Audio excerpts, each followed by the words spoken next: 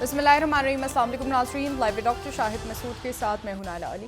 नाज़रीन, आज वज़ीर आज़म शहबाज शरीफ साहब ने एक तकरीब से खिताब करते हुए कहा कि मीसाक़ मईशत के लिए तमाम मुल्क को साथ मिलकर काम करना होगा, जबकि सुप्रीम कोर्ट ऑफ पाकिस्तान में शहरियों के मिलिट्री ट्रायल के केस में हुकूमत का फुल कोर्ट तश्कील देने की इस्तदा मुस्तरद कर दी गई। इसके अलावा राना सनाउल्लाह साहब ने आज कहा है कि चेयरमैन तहरीक इंसाफ के खिलाफ इंतखाबात से कबल नाअहली का फैसला आएगा या बाद में, इस बात का अभी तक हमें इल्म नहीं। इस पर और इसके समेत दीगर जो अहम मौजूआत हैं उन पर बात करेंगे। हमारे साथ स्टूडियो में मौजूद हैं डॉक्टर शाहिद मसूद। अस्सलाम वालेकुम डॉक्टर साहब। वालेकुम सलाम। आपको डॉक्टर साहब, हुक्मरान इत्तेहाद ने 8 अगस्त को इंतखाबात कराने पर इत्तेफाक राय कर लिया है। क्या असम्बलियाँ तहलील करने पर इत्तेफाक राय किया है? क्या इस वक्त आप इंतखाबात होता देख रहे हैं इन असम्बलियों के तहलील? मुल्क इंतखाबात की तरफ जा रहा है जी, और ये मुल्क जो है ये इसको इंतखाबात की तरफ जाना चाहिए। और बड़े ये मेरा ख्याल है कि एक अहम इंतखाबात या एक दिलचस्प इंतखाबात या एक माजी से मुख्तलिफ इंतखाबात इसलिए होंगे कि अभी तक बहुत कुछ तय नहीं है। मसलन ये तय नहीं है कि इसमें सफबंदी कैसे होगी, ये तय नहीं है कि जो तहरीक इंसाफ इसमें हिस्सा लेगी नहीं लेगी, एज अ पार्टी वो नाअहल हो जाएगी। आज यहाँ इस्लामाबाद में मुलाकातें हो रही हैं शहबाज शरीफ साहब से, जरदारी साहब की, मौलाना फजलुर रहमान साहब की, डॉक्टर खालिद मकबूल सिद्दीकी साहब, जो हुक्मरान इत्तेहाद हैं उनकी आपस में मुलाकात हो रही है। और इस्तेहकाम में पाकिस्तान पार्टी जो है वो शायद 1-2 रोज़ में ऐलान करने जा रही है कि उनको शाहीन का निशान दिया जाए, लेकिन कुछ बात वहाँ बनी नहीं जिस तरह से बननी चाहिए थी। हाँ, बस ये हुआ है कि लोग बहुत से जो है वो तहरीक इंसाफ से अलग हो गए हैं, कुछ अलग हो गए हैं, कुछ खामोशी से रब्ते कर रहे हैं, कुछ वापस आ रहे हैं, कुछ कह रहे हैं कि हम उधर जाएंगे, अभी हम नहीं आना चाह रहे हैं, नहीं जहांगीर तरीन साहब की तरफ। लेकिन अब मेरा ख्याल है कि अब वो ना कोई बहुत ज़्यादा किसी को लेने में इंटरेस्टेड है। और ये जो कल लॉन्च हुई थी पार्लियामेंटेरियंस, तो ये भी बस ऐसे ही बस हो गई, लॉन्च हो गई। तो उसके बाद क्या बना उनका, क्या आगे का लाहेअमल है, कौन से उसमें लोग आते हैं नहीं आते, तो लोगों की अब दिलचस्पी जो है ना वो असल में जो जहाँ है जैसा है कि बुनियाद पे अब आगे चल रहे हैं मामला। 2-3 चीज़ें उसमें हैं। एक ही मरदमशुमारी तय करनी है इन्होंने कि मरदमशुमारी पुरानी होती है नहीं होती है, उसमें कितने दिन लगते हैं, अगर पुरानी है तो क्या होगा, नहीं होती है मरदमशुमारी तो फिर उसमें कितना टाइम लगेगा। और सदर जो हैं वो अपनी जगह पे रहेंगे, तो सदर के, क्योंकि वो जो उस दिन भी हमने बात की थी प्रोग्राम के, सदर दरमियान में शायद जो अपनी जगह रहें आरिफ अलवी साहब, जब तक उनके सक्सेसर नहीं आ जाते। और ये भी तय होना है कि केयर टेकर की तो ज़ाहिर बातचीत चल रही है। हमारे एक दोस्त तारिक फजल चौधरी साहब के साहबजादे, उनका इंतकाल हुआ और यहाँ हादसे में इस्लामाबाद में रात गए। और अल्लाह ताला उनके साहबजादे जो हैं नौजवान, उनके दर्जात बुलंद फरमाए। और तारिक फजल चौधरी साहब को, उनके अहले खाना को और तमाम जो दोस्त अहबाब हैं उस बच्चे के, उन सबको सब्र जमील अता फरमाए। मैं सिर्फ ये बात कर रहा हूँ कि जो मतलब है कि अब ये आपस में मुलाकातें तो हो रही हैं सबकी, लेकिन वो क्यों हो रही हैं, किस लिए हो रही हैं, मतलब वो मिलके क्या करेंगे, क्या डिस्कशंस होंगे। नवाज शरीफ साहब की वापसी आज की थी इतला, पहले जो हफ्ता 10 दिन पहले ये इतला थी कि मरीम नवाज साहिबा जो हैं शायद 17 तारीख को वापस आ जाएं, तो वो भी अभी तक क्लैरिटी नहीं है। और राना सनाउल्लाह साहब से सवाल हुआ, आज सवालात हुए, तो उन्होंने ये कहा कि जी ये नहीं पता कि सज़ा जो है वो इलेक्शन से पहले होगी, बाद में होगी, कैसे होगा, कब होगा। तो मतलब बहुत सारी चीज़ें अब चूँकि वक्त जो है उसकी एक बंदिश सामने आ रही है। दरमियान में ज़ाहिर है कि मुहर्रमुल राम का चांद भी आज शायद नज़र आ जाए, तो वो भी तातीलात होंगी दरमियान में। तो ये अब तेज़ी के साथ फ़ैसले भी कर रहे हैं और उसमें जो है वो दूसरी तरफ मुकदमात जो हैं वो भी एक ख़त्मी शक्ल लेने जा रहे हैं चेयरमैन तहरीक इंसाफ और साबिक वज़ीर आज़म के ख़िलाफ़। ज़्यादातर कुछ फ़ैसले ऐसे हैं जो हुकूमत समझ रही है कि हमारे ख़िलाफ़ आ सकते हैं, सुप्रीम कोर्ट के जो महफूज फ़ैसले हैं, और कुछ फ़ैसले जो हैं वो तेज़ी के साथ साबिक वज़ीर आज़म और चेयरमैन तहरीक इंसाफ के ख़िलाफ़ वो आ रहे हैं। तोशाखाना जैसे वो जो साइफ़र की इंक्वायरी FIA के पास चली गई, और बहुत सारे केसेस थे, तो कुछ केसेस उधर उनके ख़िलाफ़ तेज़ी नज़र आ रही है, कुछ यहाँ पे जैसे ये फ़ौजी अदालतों के हवाले से, और अभी नैब तरामीम का भी फ़ैसला आना है, 14 मई का भी आना है, तो ये सारे फ़ैसले भी अगले चंद दिनों में तो तेज़ी आई हुई है, क्योंकि ज़ाहिर है कि हुकूमत ने आज ये कह दिया कि हम 8 का मतलब ये है कि 90 दिन, तो फिर 90 दिन के अभी यानी अभी देखते हैं कि अगले चंद दिनों में इलेक्शन से पहले यानी मौजूदा असम्बलियों के दौर में अदालती फ़ैसले और सब बंदियाँ, नवाज शरीफ साहब की वापसी, और उनका ज़ाहिर है कि अदालतों से क्या सिलसिले होते हैं वो अभी हमारे सामने आएगा। और पड़ोस में जो है वो भी इलेक्शन का तबल बच गया है, 2024 में है, लेकिन वहाँ चूँकि ज़्यादा ज़ाहिर है कि वहाँ पे सब बंदियाँ हो रही हैं, उस पर भी हम कम ज़रा बात करेंगे, लेकिन छेड़ते रहेंगे उसको भी, उस इशू को भी। तो इलेक्शंस की तरफ जो है वो पाकिस्तान जा रहा है, और ये इलेक्शन जो है इनसे उम्मीद की जाती है कि मुल्क में स्टेबिलिटी आ जाएगी। और ये जो लॉन्ग टर्म प्रोजेक्ट्स हैं, ये लॉन्ग टर्म प्रोजेक्ट्स, मैंने आपसे कहा ना, सारा का सारा जो हुकूमत इत्तेहाद का जो फोकस है वो इस वक्त ये है कि क्या तहरीक इंसाफ बैन होती है, मतलब वो उनको रख के अपनी हिकमत अमली चूँकि तैयार कर रहे हैं, तो इसलिए वो एक कन्फ्यूजन है कि इस तारीख तक ये फ़ैसला आ जाएगा, इखिलाफ़ आएगा, पीछे आएगा, ये ना हो कि वो पार्टी हिस्सा ले ले, चेयरमैन नाअहल हो जाएं, चेयरमैन के साथ क्या पार्टी तो नहीं कलअदम हो जाएगी, ऐसा तो वो एक बहुत सारे अगर मगर अभी चूँकि हैं, इफ्स एंड बट्स हैं, तो इसलिए कोई अगर बड़ी चीज़ आती है, बस वो एक ख़बर हमने दी थी कि दुबई के अंदर स्टेल होगी, हमने कहा था दुबई में मामला रुक गए हैं, तो उसके बाद फिर जो कुछ है उसी के अंडे बच्चे की सूरत जो मामला सामने आ रहे हैं, तो कोई और बड़ी चीज़ अगर होगी तो वो फिर हम इस प्रोग्राम में उसको डिस्कस कर लेंगे। लेकिन दुबई ये भी हो सकता है कि नवाज शरीफ साहब दुबई अगर आएँ तो यहाँ से फिर जो है जरदारी साहब दुबई जाएँ, लेकिन जरदारी साहब की ज़्यादा जो बातचीत है और जरदारी साहब ज़्यादा कंफर्टेबल हैं अपने मुज़ाकरात करने में, वो शहबाज शरीफ साहब के साथ है, क्योंकि नवाज शरीफ साहब जो हैं वो तो बड़ी यानी आप समझें कि वो बहुत ज़्यादा फ्लेक्सिबल नहीं है बहुत सारे फ़ैसलों में, वो बहुत सारे फ़ैसले जो हैं वो कर लेते हैं, तो बस वो कर लेते हैं, तो उनको यानी मनाया भी जा सकता है, लेकिन वो जब अपने उनके जो स्टांस होता है उस पर वो कर लिया उन्होंने, जैसे उन्होंने कह दिया कि अगले वज़ीर आज़म वो होंगे, तो अब इसके बाद वो चीज़ें सारी एक थम सी गई कि हुक्मरान इत्तेहाद की तरफ से भी कि भाई यहाँ पे नवाज शरीफ साहब अगर होंगे तो उनकी वापसी के लिए क्या कर रही है ये हुकूमत, और हुक्मरान इत्तेहाद क्या कर रहा है, और वो कब वापस आएंगे, कैसे हो, तो वो जो है वो अब सारा कुछ आने वाले चंद दिनों में हमारे सामने आएगा। तो उन्होंने वो एक वहाँ से आप समझ लें कि एक तरह से बहुत सारी बातों पे फुल स्टॉप भी लगा दिया ना कि मैं खुद, नवाज शरीफ साहब ने कहा मैं खुद आऊँगा। अच्छा, अब खुद आएंगे, ये भी नहीं पता अभी तक कि उनके आने के बाद और इलेक्शन से पहले क्या तहरीक इंसाफ के चेयरमैन जो है वो नाअहल हो जाएंगे, सज़ा हो जाएगी, पार्टी कलअदम होगी, नहीं होगी। ये बहुत बड़ी तादाद में लोग निकल गए कल, तहरीक इंसाफ पार्लियामेंटेरियन ज्वाइन कर ली, बहुत सौ ने उसके बाद फिर पैगामात भेज दिए कि हम तो नहीं हैं, हम तो इधर हैं, तरदीदें आती नहीं रात गए तक, तो वो कहीं जाके जो है बस वो ये हुआ कि बस वो यानी वो तोड़ फोड़ और एक जैसे कहते हैं ना कि बेढंगापन सा सियासत में इस वक्त जारी है। और उसमें देखना ये है कि अभी सियासी जमातें खुद किस तरह से, सियासी जमातें हैं, पॉलिटिकल लोग हैं, तो इन अकाबरीन हैं, मुल्क पे इन्होंने रूल करना है, तो ये देखें कि क्या किस तरह से आगे मुल्क को लेके जाना है।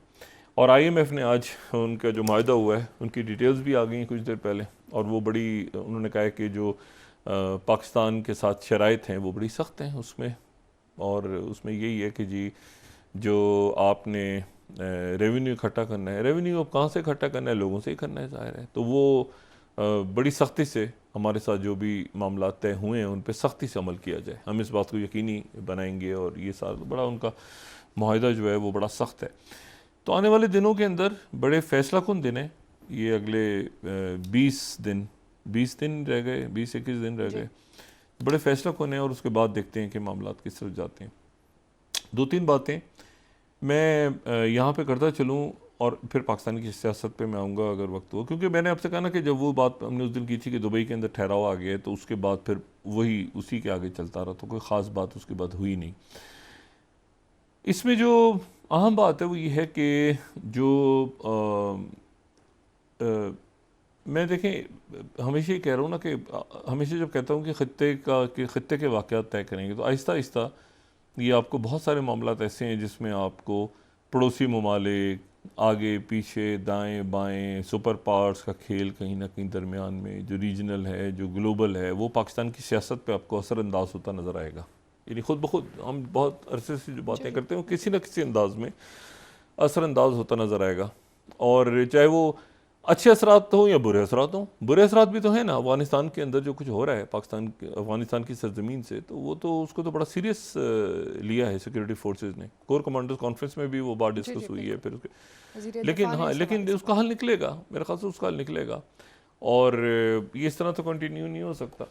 तो आज भी कोई ब्लास्ट वगैरह हुआ है, आज भी, तो ये सिक्योरिटी की कंसर्न्स भी हैं, लेकिन ये है कि हम जितनी जल्दी इससे निकलें और निकल जाएंगे इंशाल्लाह ताला हम निकल जाएंगे। हमने वो दौर भी देखा है कि एक दिन में 10-10 धमाके होते थे। अल्लाह का शुक्र है अब तो बहुत हद तक हालात बेहतर हैं। ये मैन मेड क्राइसिस है और इकॉनमी का इशू है। महंगाई लोगों को सांस नहीं लेने दे रही इस वक्त। तो इसको कैसे हल करते हैं अब ये देखना है, और ये बड़ा चैलेंज है। मैं इस पर आगे बढ़ने से पहले मैं सिर्फ एक बात कहूँगा, और वो बात बराए बात नहीं है, वो बात बराए बात नहीं है, उसकी एक वजह है और मैं उसको समझने से कासिर हूँ। बहुत सी और मामलात होते हैं, आप उसको स्टडी करते हैं एक स्टूडेंट के तौर पे, चाहे वो पॉलिटिक्स हो या इंटरनेशनल अफेयर्स को, तो कुछ चीज़ें आपको समझ में आती हैं, कुछ समझ में नहीं आती। तो ये एक और ऐसा मामला हुआ है, लेकिन चूँकि स्ट्रेटेजिक लेवल पे हुआ है इसलिए मैं उसको समझने से कासिर हूँ। पहले तो मुझे वो समझ नहीं आया था कि मोदी साहब का दौरा अमेरिका क्या था। टेक्नोलॉजी ट्रांसफ़र था, फिर स्कैंडल्स निकल आए, फिर वो बातें हुई, उसको छोड़ दें। फ्रांस के दौरे में देखें राफेल तैयारा और ये वो सारा स्कैंडल्स आते रहे पीछे, वो भी हम डिटेल में डिस्कस कर चुके, उसको भी आप छोड़ दें। लेकिन एक और मामला जो है बड़ा अजीब सा हुआ है, और वो जो मामला है वो मेरी तो बिल्कुल मैं उसको समझने का कासिर हूँ। देखें, एक स्कॉर्पियन क्लास सब मेरीन्स हैं जो फ्रांस तैयार करता है, और बड़ा ज़बरदस्त ये उनकी मेरीन्स हैं, सब मेरीन्स हैं, वो जो है फ्रांस तैयार करता है स्पेन के साथ, ठीक है, स्पेन इटली के साथ, मतलब 2 मुल्क हैं कोई जिनके साथ वो करता है मिलके। और ये जो हैं ये डीजल और इलेक्ट्रिक सबमरीन्स, यानी न्यूक्लियर पावर नहीं है, यानी अगर तो सतह आपसे ऊपर हैं तो फिर ये डीजल पे होंगी, या सतह आपसे नीचे हैं तो फिर ये इलेक्ट्रिक पे काम करेंगी। और कोई 50 घंटे गालिबन ये रह सकते हैं सतह आपके नीचे। सबमरीन्स बड़ी आबदोज़ें हैं और बड़ी जदीद आबदोज़ें हैं। फ्रांस की बहुत टेक्नोलॉजी ज़बरदस्त है। अब इनके साथ कोई डील हुई थी इंडिया के साथ, मैं उसको मुख्तसर तौर पे, एक तो राफेल की डील है ना, जिसमें वो अंबानी और वो करप्शन और वो सारा जो स्कैंडल आया था सारा, उसको आप छोड़ दें।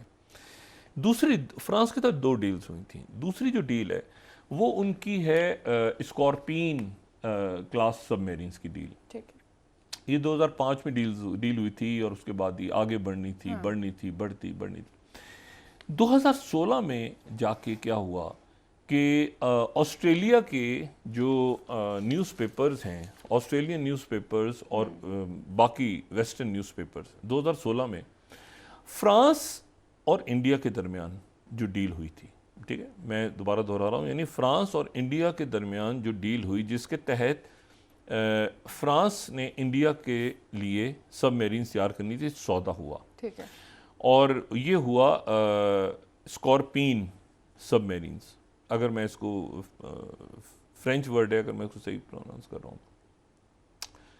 अब हुआ ये कि इसको 22,000 पेजेस पे जो इसकी क्लासिफाइड इंफॉर्मेशन थी कि इनका ये डाइविंग, इनका डाटा, इनके सेंसर्स कैसे हैं, इनकी स्पीड कैसी है, ये मतलब इनकी तमाम डिटेल्स, ये जो हम टीवी पे भी दिखा रहे हैं इनकी क्लासिफाइड, 22,000 पेपर्स इनके वो पब्लिक में रिलीज हो गए। अच्छा, और वो ऑस्ट्रेलिया के न्यूज़पेपर ने उसको रिलीज किया। उसके नतीजे में ये हुआ, अच्छा फिर अब जब रिलीज हो गए पेपर, ये स्कॉर्पियन लीक के नाम से ये डिफेंस इंडस्ट्री में कहलाते हैं। इंडिया फ्रांस की डील के पेपर्स कैसे लीक हो गए, उसके बाद जनाब ये हुआ कि यानी हर इनकी डिफेंस डील में कोई फटा पड़ जाता है। ठीक है। अब क्या हुआ, राफेल का फटा पड़ा, वही फटा पड़ा ना कि अंबानी ने पैसे खाए हैं बीच में, ये हुआ है बड़ा। अब दोनों में भी फटा पड़ गया। अच्छा, और फिर ये हुआ, मैं 2016 में वापस ले जाता हूँ क्योंकि इशू बड़ा ये इंटरेस्टिंग इशू है और बड़ा एक अजीब सा भी है। वो इशू ये है कि जो यानी अगर मैं आपको जो है वो 11वीं स्लाइड अगर दिखाऊं, 25 अगस्त 2016, Reuters, France India play down security risk of leak submarine data. Submarine का डाटा लीक हो गया, ठीक है। अच्छा, फिर उसके बाद जो है मैं आपको दिखाता हूँ ये 10 स्लाइड, ये France 24, India investigates damage cause by French submarine data leak. Bharat ने उसकी तहकीकात शुरू कर दी। डाटा लीक हो गया ना, एक आपको डाटा, वो सबमेरीन्स के 22,000 पेजेस लीक हो गए और ऑस्ट्रेलिया ने लीक किए। इंटरेस्टिंगली मीडिया है, मीडिया में लीक हो गया कि कहाँ कैसे बन रही हैं, क्या डिज़ाइन है, क्या स्पेसिफिक चीज़ें हैं, ये है वो है सारा वो। उसके बाद फ्रांस के ही जो DCNS है, जो उनकी डिफेंस इंडस्ट्री, उन्होंने 8 स्लाइड, उन्होंने कहा कि इंडिया की जो सब मेरीन डाटा है में भी इकोनॉमिक वॉरफेयर, ये कोई माशी दहशत गर्दी अटैक हो गया है कि पूरा का पूरा जो है उनका डाटा ही लीक हो गया है। अच्छा, लेकिन डाटा जो लीक हुआ है वो तो डाटा लीक हुआ है ऑस्ट्रेलिया के न्यूज़पेपर में। अच्छा, फिर उसके बाद साउथ चाइना मॉर्निंग पोस्ट में 2016 के अखबार दिखा रहा हूँ सारे, इंडिया के नेवल चीफ ने फ्रांस के ऊपर मलबा डाल दिया और ये कहा कि फ्रांस ने ये सबमेरीन डाटा लीक किया। ये 9th स्लाइड, ये 2016 में है हम, यानी ये स्कॉर्पियन डील का भी फड्डा है, ठीक है।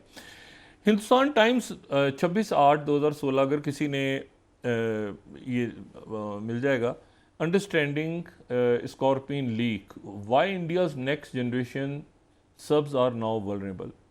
डाटा लीक हो गया ना, अब उस डाटा को लेके कहीं पर पूरी दुनिया में आप बना लें, कहीं पर सबमेरीन तैयार कर लें। अब है सबमेरीन का डाटा लीक हो गया, ये बड़ी खौफनाक बात है ना कि सबमेरीन का डाटा लीक हो गया, यानी ये एक अजीब सी बात है। बिल्कुल। और इन्होंने डाल दिया अच्छा, फिर इस कदर ख़तरनाक हुआ मामला कि फ्रांस ने दूसरे मुल्कों के साथ जो डील की हुई थी, मिसाल के तौर पर गार्डियन को मैं बता रहा हूँ, गार्डियन कोट कर रहा हूँ, ये भी 2016, 24 अगस्त 2016, French submarine contractor leak won't affect Australia's program, government says. यानी दूसरे मुल्कों ने कहा कि भाई आपका तो डाटा लीक हो गया सारा, ही तो पूरी दुनिया को पता चल गया कि सबमेरीन कैसे बनती हैं, तो हम तो कॉन्ट्रैक्ट ख़त्म कर रहे हैं आपके साथ। उसके बाद फिर फ्रांस को ऑस्ट्रेलिया समेत बाकी मुल्कों को बताना पड़ा कि ये डाटा जो है ये आपकी सबमेरीन्स का नहीं है, ये इंडिया का है, और इंडिया ने गुस्से में आके फिर डील कैंसिल कर दी। फिर अब जनाब मोदी साहब गए दोबारा, ये बात बराए बात नहीं है जी, ये बात, ये वो फैक्ट्स हैं। इसीलिए मैं पेपर्स को यहाँ कोट इसलिए कर रहा हूँ ताकि रेफरेंस में किसी ने डिटेल में पढ़ना हो। राफेल का तो हर को पता है ना, राफेल के अंदर करप्शन और अंबानी और ये और वो तो स्कैंडल पता है। ये स्कॉर्पियन का अलग कहानी है, ये डाटा लीक हो गया, डाटा लीक हो गया, नाराजगी उन्होंने कहा आपने की है, उन्होंने कहा आपका एक फ्रेंच कॉन्ट्रैक्टर 2011 में आया था, वो लीक करके चला गया, तैयार कर रहा था इंडिया में, उसने निकाला है, उसने भेज दिया, ये एक फटा पड़ गया, वो ख़त्म हो गया मामला। अब जनाब यहाँ से मोदी साहब गए और वो फ्रांस का उन्होंने दौरा किया। दौरा करने के से पहले, एक दिन पहले, उनके जो कि राजनाथ सिंह जी, उनके जो वजीर दिफा हैं, उन्होंने एक पूरी प्रेस एक मीटिंग चेयर की डिफेंस काउंसिल की। अच्छा। और उन्होंने कहा कि हम फ्रांस जा रहे हैं और फ्रांस जाके मोदी साहब जो हैं वो राफेल तैयारे, हमने बात की है ना अभी, राफेल तैयारों के ऊपर वो बात करेंगे, और 3 जो है वो स्कॉर्पियन, ये इंडियन एक्सप्रेस कोट कर देते हैं ना, ठीक है। कनेक्शन डीपन्स, 5वीं स्लाइड, यानी गवर्नमेंट ने क्लियर कर दिया, ये भी 14 तारीख की मैं आपको दिखा रहा हूँ, 14 की या 15 की मैं अखबार आपको दिखा रहा हूँ। ये कनेक्शन डीपन्स, ये है 14 जुलाई, यानी आज से ठीक 5 दिन पहले, 4 दिन पहले, 5 दिन पहले। अब वो कह रहे हैं कि कनेक्शन डीपन्स, गवर्नमेंट ने क्लियर कर दिया 26 राफेल जेट्स को के खरीदने आपने, और 3 स्कॉर्पियन सबमेरीन्स खरीदनी है आपने, ठीक है। तालियां उधर भी बज गई, उधर भी बज गई, सारे खुश, हंसी खुशी के चलो भाई ये स्कॉर्पियन वापस आ रही हैं, वो जिनका डाटा लीक हो गया था, जो चोरी हो गया था, जो सारी दुनिया के पास पड़ा हुआ है 22,000 पेज, वो दोबारा मामला सही हुआ। अब जनाब क्या हुआ कि जब स्टेटमेंट आई तो लोग सर पकड़ के बैठे हुए हैं कि उसमें तो ना राफेल का जिक्र है, म्यूचुअल स्टेटमेंट में या फ्रांस की तरफ से, दोनों की तरफ से स्टेटमेंट आई ना। अच्छा, तो उसमें तो मुआहिदा ही नहीं है। सही, उसमें ना, देखें इसको दोबारा देखें, 5वीं slide, connection deepen, government clears 26 Rafale and 3 Scorpene subs, ठीक है, ये इंडियन एक्सप्रेस हो गया 14 तारीख का।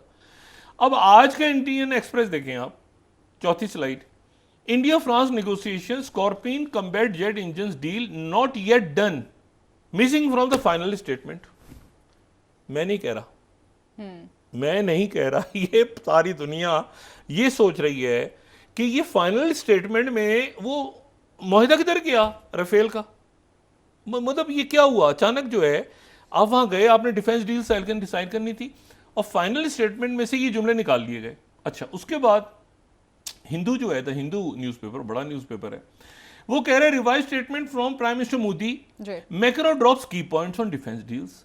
मैक्रो ने आखिरी वक्त में, मैं नहीं कह रहा, मैं नहीं कह रहा, मैं कोट कर नहीं नहीं, मैं आपको सिर्फ ये बता रहा हूं कि कितना बड़ा जिसे कहना चाहिए कि एक गुफ अप हो गया है। हाँ। कि आप अमेरिका जाते हैं, वहां डील्स करते हैं, बाद में कहते हैं कि कुछ नहीं हो रहा। अच्छा, आप फ्रांस गए हैं, दोनों चीजें नहीं है, वहीं पे भी यही हुआ। ऐसा नहीं है कि राफेल है तो स्कॉर्पियन नहीं है, दोनों चीजें नहीं है। यानी आप दोबारा द हिंदू की स्लाइड पढ़ें, revise statement, macro drops key points on defence deals, ठीक है।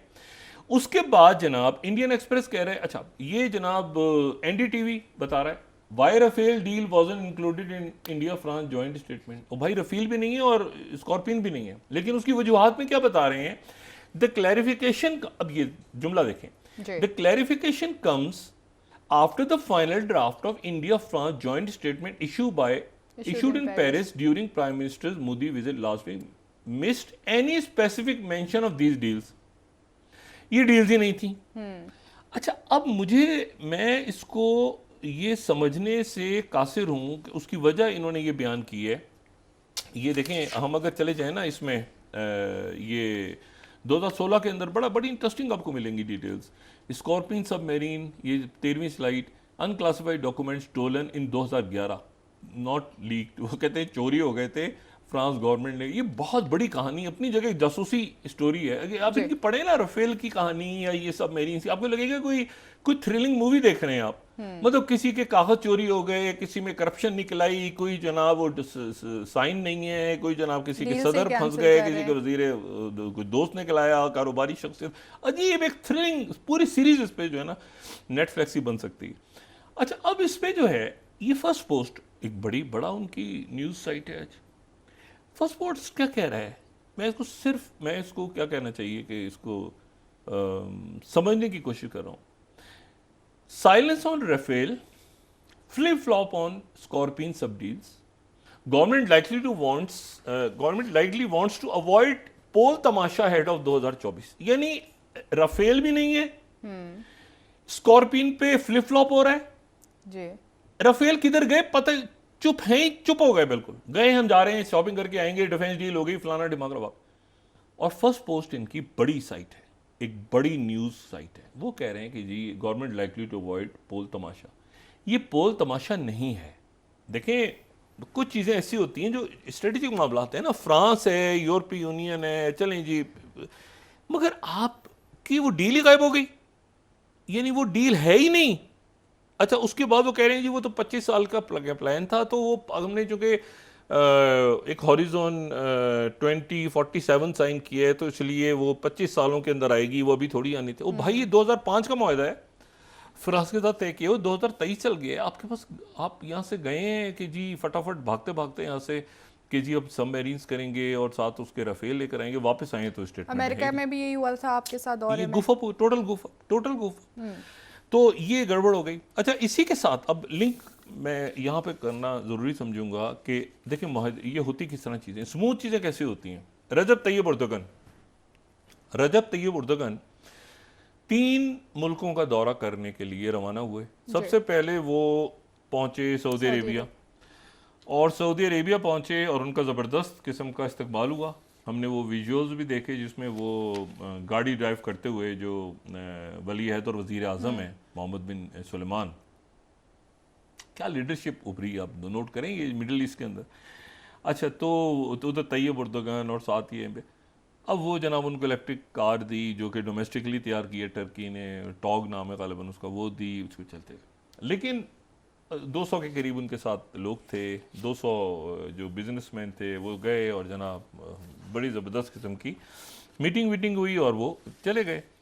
लेकिन काम क्या हुआ है, क्यों आए थे, क्या? अब जनाब ये दे रहा है, ये खबर जो है ये हमें बता रहा है रॉयटर्स, 21वीं slide. Saudi drone deal entails technology transfer and joint production बेकार।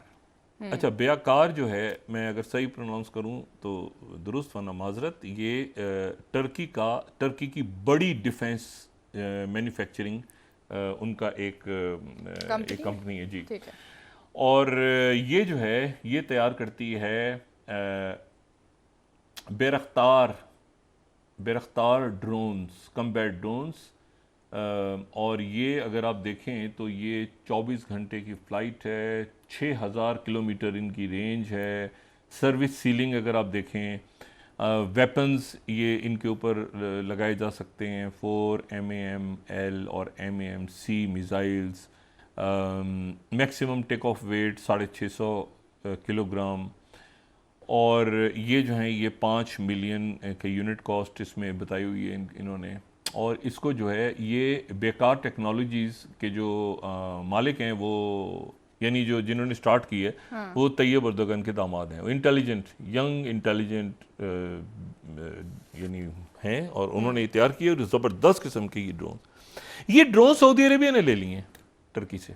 अच्छा, खबर ये है, ये जो खबर है रॉयटर्स की, ये खबर ये है कि सऊदी अरेबिया टर्की से ड्रोन्स ले रहा है। ठीक है, इससे पहले तो अच्छा अब यूएई चले गए हैं, इससे पहले तो मैं पता था ना कि ताल्लुकात ठीक हुए हैं, यूएई ने $10 बिलियन रखवाए हैं वहाँ पे, इन्वेस्टमेंट कर दी है, ये कर दी है।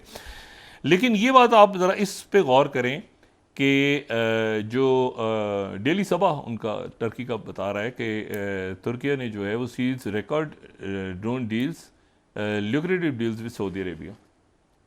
ठीक है, ये 20 स्लाइड।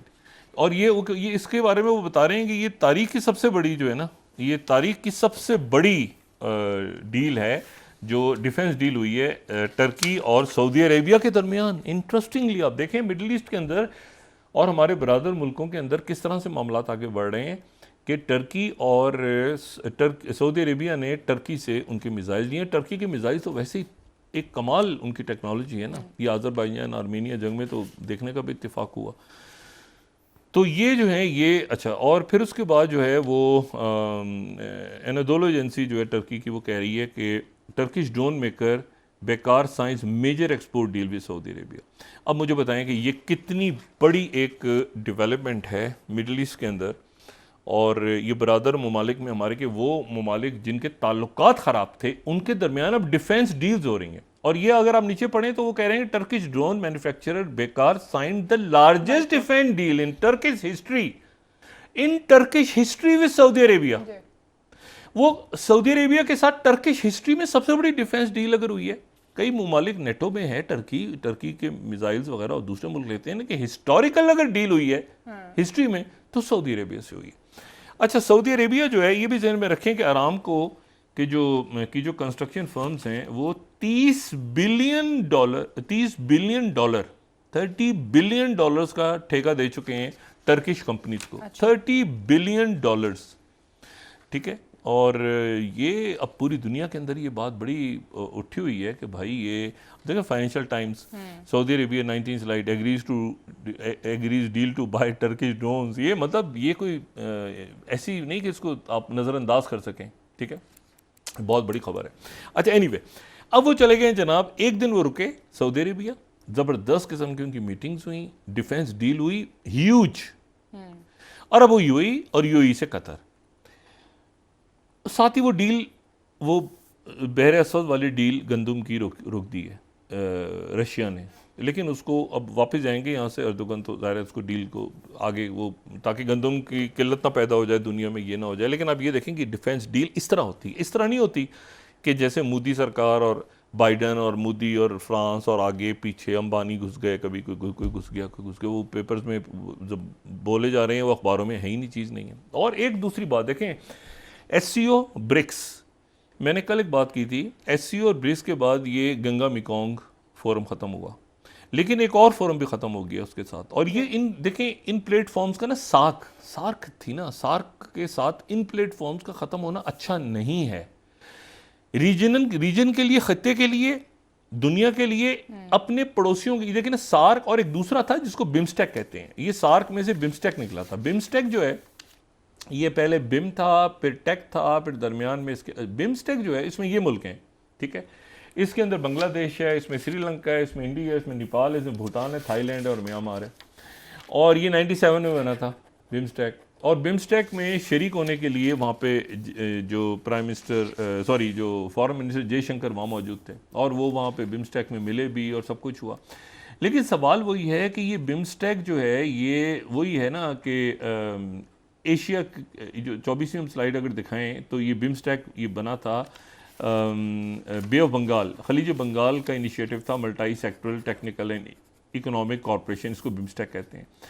इशू सवाल ये सारा कि ये बिम्स्टेक जो है ये इसलिए ख़राब, ये सारे इंटरलिंक्ड है ना। अगर सार्क कमज़ोर होता है तो सार्क के नतीजे में उन्होंने कहा सार्क को छोड़ दो।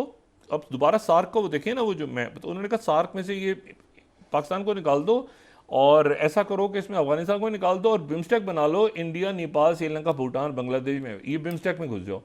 अब हुआ क्या कि म्यांमार, थाईलैंड, नेपाल, श्रीलंका, भूटान, बांग्लादेश ये सब निकल चुके हैं।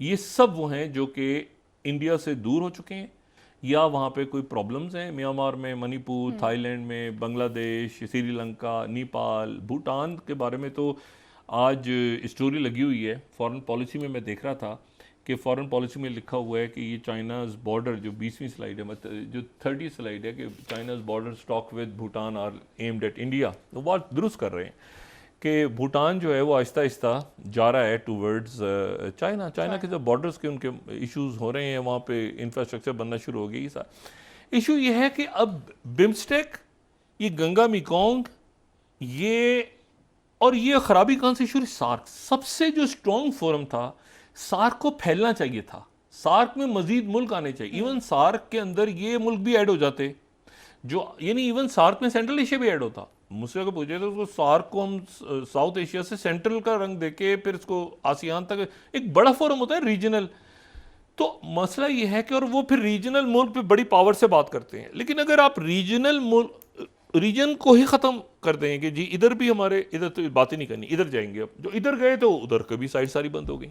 अब उसमें भूटान है, उसमें भूटान सार्क में, तो मतलब है कि वो मुल्क भी सारे निकल गए, इधर के भी निकल गए।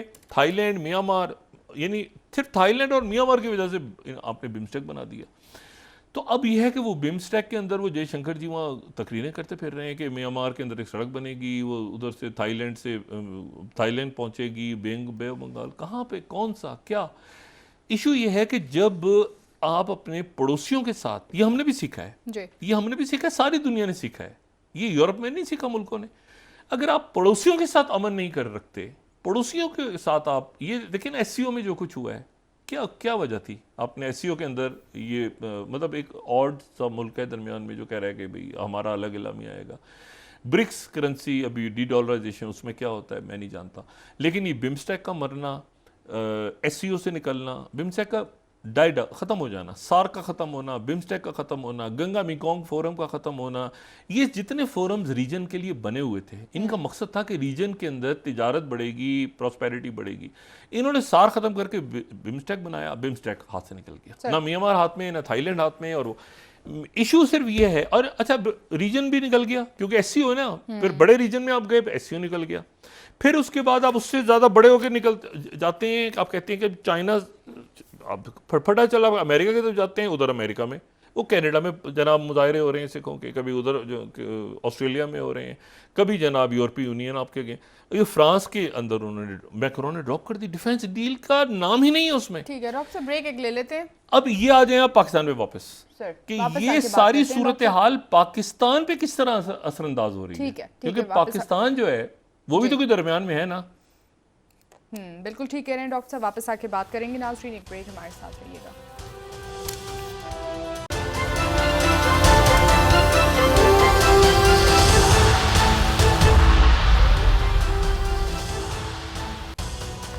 वेलकम बैक नाज़रीन। जी डॉक्टर साहब, आज सुप्रीम कोर्ट ऑफ पाकिस्तान में शहरियों के मिलिट्री ट्रायल के हवाले से जिस केस पर समाअत हुई, इसमें हुकूमत का जो फुल कोर्ट बनाने की इस्तदा थी उसको मुस्तरद कर दी गई। सुप्रीम कोर्ट मुस्तरद कर दी गई। यही बेंच सब सुनेगा कल समाअत, और कल जो है इरफान कादर साहब के दलाइल सुने जाएंगे। और ये जो हुकूमत के लोगों से मेरी बात हुई तो वो इसमें तो मुझे नहीं पता अदालत का क्या फ़ैसला आता है, लेकिन वो कुछ उनके अंदर ये थोड़ी सी परेशानी है कि शायद ये आखिरी दिनों में जो फ़ैसले हैं, कुछ फ़ैसले उनके ख़िलाफ़ आ जाएं। कौन से फ़ैसले हैं वो हम पहले बात कर चुके हैं। वो कहते हैं 1-2 फ़ैसले हो सकता है हमारे ख़िलाफ़ आ जाएं और हमारे लिए प्रॉब्लम्स क्रिएट हों।